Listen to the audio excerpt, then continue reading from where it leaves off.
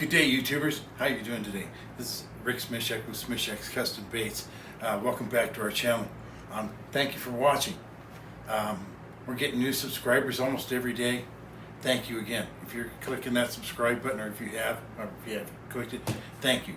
If you're thinking about it, go ahead, do it. It doesn't hurt.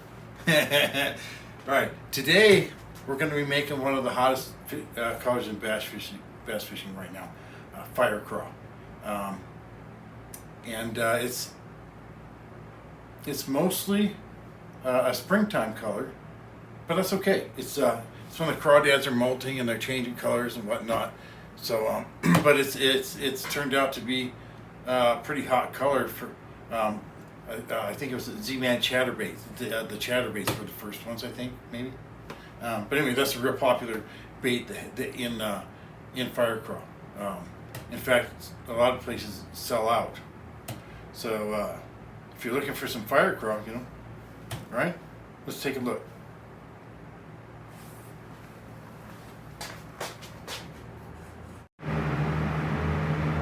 Okay, here's our colorants we're going to be using.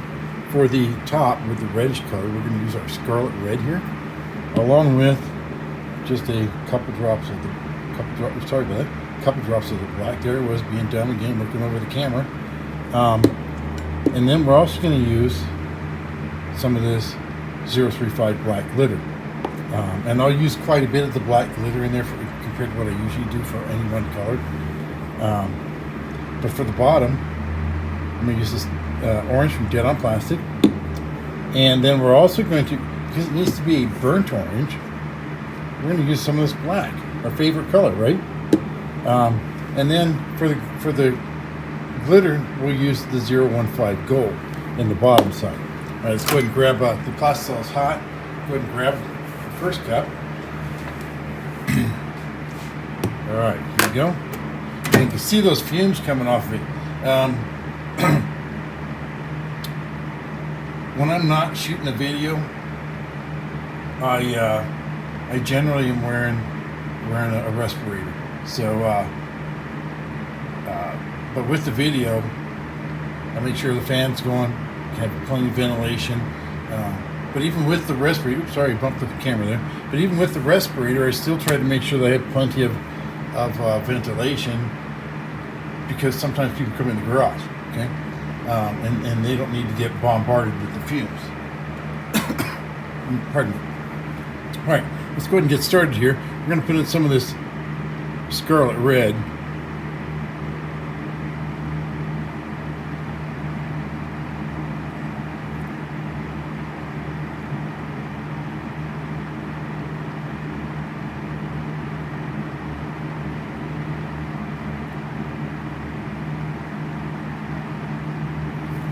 Okay, there we go. All right, now we'll go ahead and mix that. Now, I'm not 100% happy with the red that I have, but my only other option for a red right now is cherry red dye. I have to take a look at what Lurecraft and Lureworks have. Maybe MF even. All right, there we go. There's the reds mixed in pretty well. And you know what? I'm just not going to do that. Okay. Now we'll put in the black, and black is a really powerful color. So when you're using it to change another color like we're doing right now, you want to go slow. And I do it one drop at a time, but I already know how I want this to look, so here we go. That's it. Put the cap back on. That's another thing I do, is I'm always putting, as soon as I'm done with something, I put the lid back on. Not that the colorants can really run everywhere if they tip over, but all right, here we go. You can see that changing, getting darker.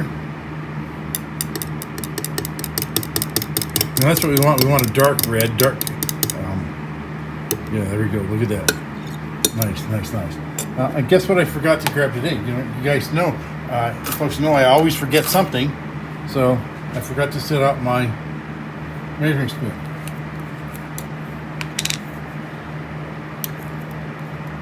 Okay. full teaspoon, and about half again.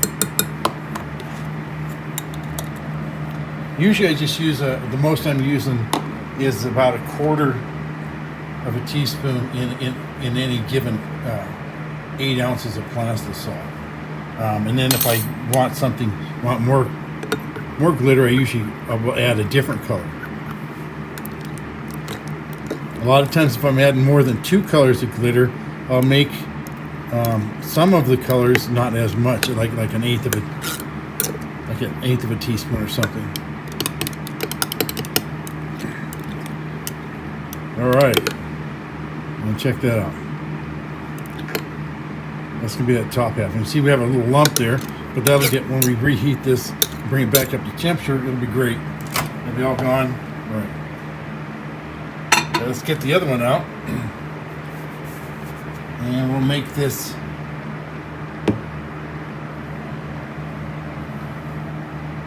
We'll make this burnt orange. All right. Pardon me there. Get another quick shake on this stuff here. You always want to make sure your colorants are mixed really well too.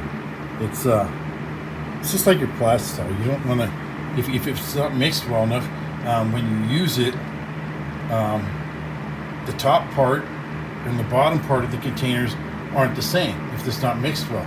So over time, your results change based on in this case, maybe the separation, the oils and the pigments are. There's a lot more pigment down here, so you can have a lighter color up here. So here we go.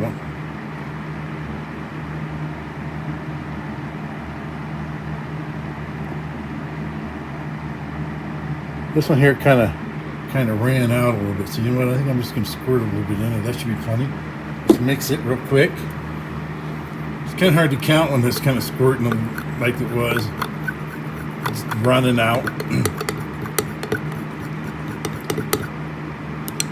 You know what? That might be just about right.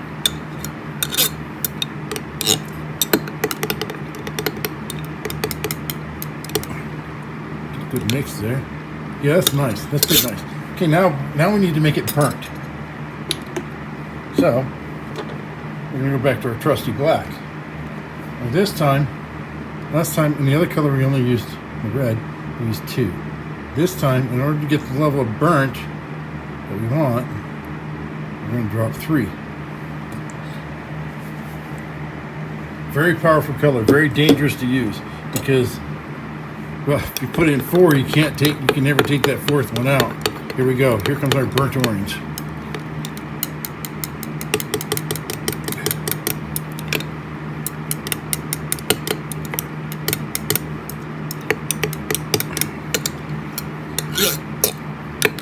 Went from a bright orange to, well, a burnt orange.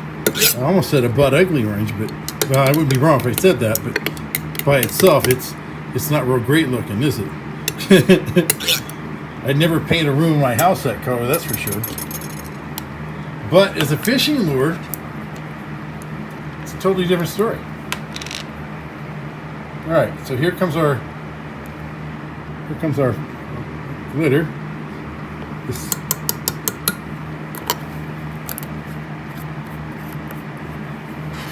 All right, let's go ahead and get that mixed in.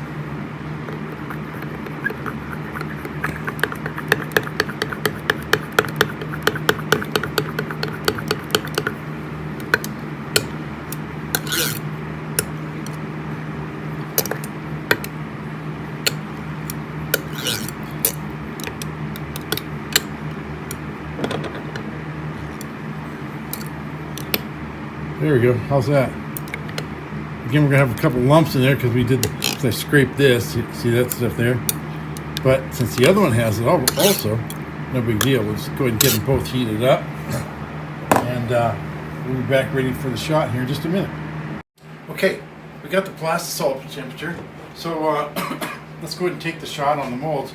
But real quick, I've got both my brush hogs here. They're from Enforcer. And then the other 2 molds are both from Angling AI. One is their 3-inch Ned, the core shot. and then the other one is our chub bug. And it's also the core shot version. And in fact, I have to say that while I was getting set up for the video today, I thought, why wasn't I setting up to do a core shot on those with this color? Well, we'll have to do that soon. All right, here we go. Let's get this done.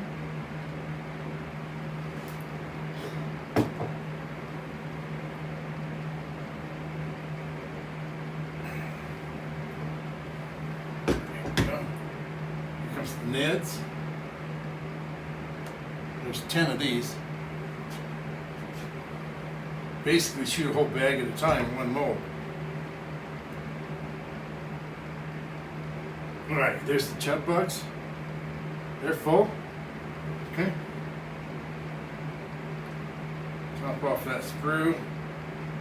And that one, those don't usually draw down enough to have to be topped off. And we have a little bit of plastisol left over. We'll get rid of that.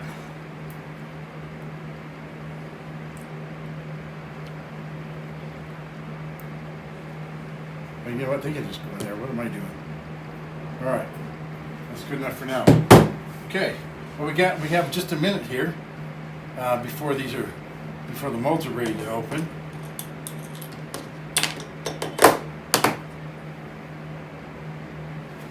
I don't know how well you can see this. Hopefully I'm holding it right. But that's about what it's going to look like when they come out of the mold. All right. We can probably go ahead and open up the brush hogs. While I do that, the others will be cooling off. By the time we're done with that, let's get rid of that. By the time we're done checking these guys out, the other ones should be ready. Go ahead and unclamp them. We'll do that now. And here we go. Okay, let's go ahead and open these guys up. Let's see what we've got here.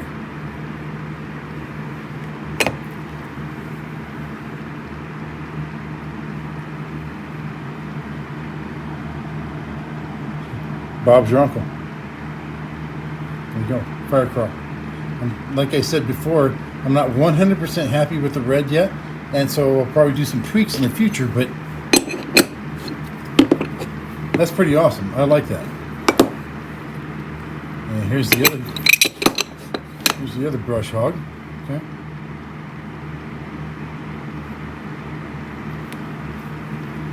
Pretty awesome looking baits there. Oops, here we go. Darn it, I looked over the camera again. Stop that, Rick. There we go. Put those guys aside for a minute, and let's go ahead and bring in the Neds and see how these worked out. Sometimes this mold is kind of a pain to open up when you have when I have the screws in it.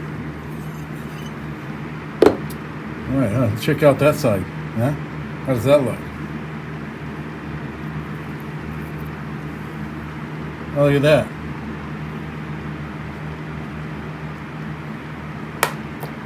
Looks like there's a little bit of bleed through here on this one. Maybe a little bit more there. But overall, oh yeah, we have a little bit on this one here. So it's these three here. We have a little bit of bleed through. But I would still sell these three. It's not terrible. There's a little bit, but it's not terrible. But the reason why I would sell that is because bait fish aren't perfect, okay? And it's almost impossible to not get some of the time, sometimes. It just depends on why it's happening.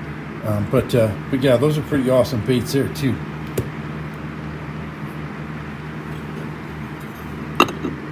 All right, let's go ahead and get that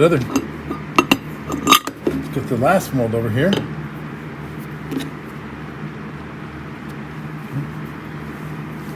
And this one seems to open up easier if you open it from when I grab the top of it and pull it apart rather than trying to grab the bottom. Okay, let's take a look at these. These are the chub bugs. Check those guys out. How's that? How's that for Firecraw? Yeah. They all filled out nice. Yep. There we go. All right. Okay, well, that's it for today. Well, I'll talk about one other thing real quick. You notice this, not all the base laminated perfectly today. It happens, okay? And part of the reason why it happened today is because it's so freaking cold in here right now. So things cool off quicker. I had the orange out, setting out, because the red needed, out of the microwave, because the red needed just a little bit more of a boost in temperature. And it probably, even those, the 20 seconds that the red was in the microwave, that can be enough. And I probably should have double checked that. It's not usually an issue when I'm off camera, because then the heater's running and staying warm in here, so things don't cool off quite as quickly. Yeah, but other than that, I think they turned out fantastic.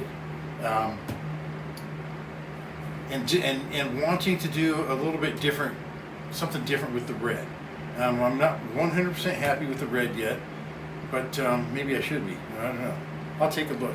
Maybe later on down the road we'll do another video on how I modified it. You never know. But all that said, if you like what you saw, hit the like button, hit the subscribe button, so you get notifications. You hit the bell so you get notifications, but hit the subscribe button for us. It helps us out. We're looking at putting up a Patreon channel, our Patreon account, so that we can, so that if people want to help support the channel, that they can. We're getting closer and closer to that 250 subscriber mark for the next contest. This morning I looked, it was 191. Pardon me. By the time this video goes live, it'll probably be, hopefully it's over 200. And we're getting there. That snowball is small, it's tiny, but it's starting to roll. So, and that's what's important, is the snowball's starting to roll. We're starting to get more interaction on the comments. Great. I'm answering your comments, putting things you talk about, ask about, things you'd like to see, whatever. I'm putting them on a list so I don't forget, so we can get to that. You know, there's so many different things you can do with soft plastics. It just isn't funny. You know, it's only limited by what you can imagine. Okay, so, and I can't imagine everything, but neither can anybody else. So. Go ahead, keep putting your suggestions down there, and I'll keep adding to the list, and we'll start working that list, right? And last but not least, and you know what's coming, hit the share button. Share with everybody. Why? Because our moms taught us to, and because my mom taught me to. Pretty sure your mom taught you to. But also sharing, when we're helping other people, sharing is how you help us out. Okay, you help us grow the channel by sharing. When we're helping out our fellow humans, that's when we're at our best. And until next time, tight lines and calm waters.